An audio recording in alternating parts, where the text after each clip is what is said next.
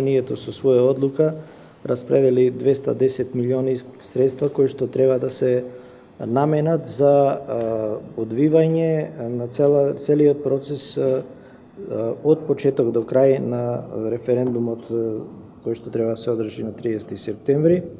За таа намена Државната изборна комисија има обврска да изготви финансиски план за распределба на тие средства.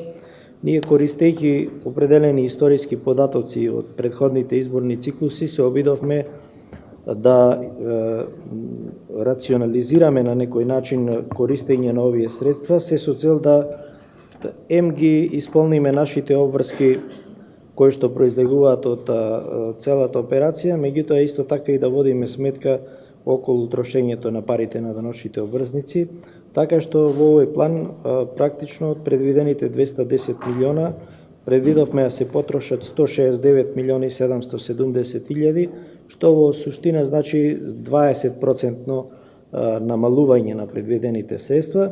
И сакам да напоменам дека исто така овој план како план не значи дека ова е дефинитивна бројка, понатаму ќе следи реализација и јас се надевам во понатамошниот тек на спроведување на постапките за јавните набавки кои што ќе следат, ќе се изврши реализација која што ќе значи уште понатамошно намалување на трошење на средствата.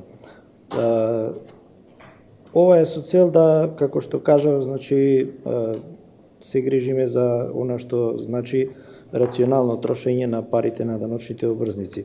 Сакам да напоменам дека во овој план се донесоа одлуки за набавка на доверливиот и друг класачки материјали, се определија средства во висина од 27 милиони денари, кои што представуваат некаде 15,9% од вкупните расходи. Како набавка исто така има предвидени ставки за надоместоци за спроведување на референдумот на изборните органи.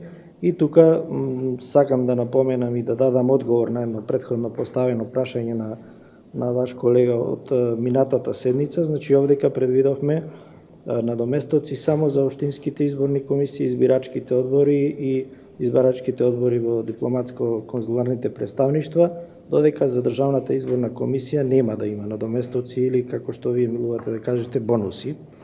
Значи, Државната изборна комисија ќе функционира на она што значи добивање на плата за својата работа.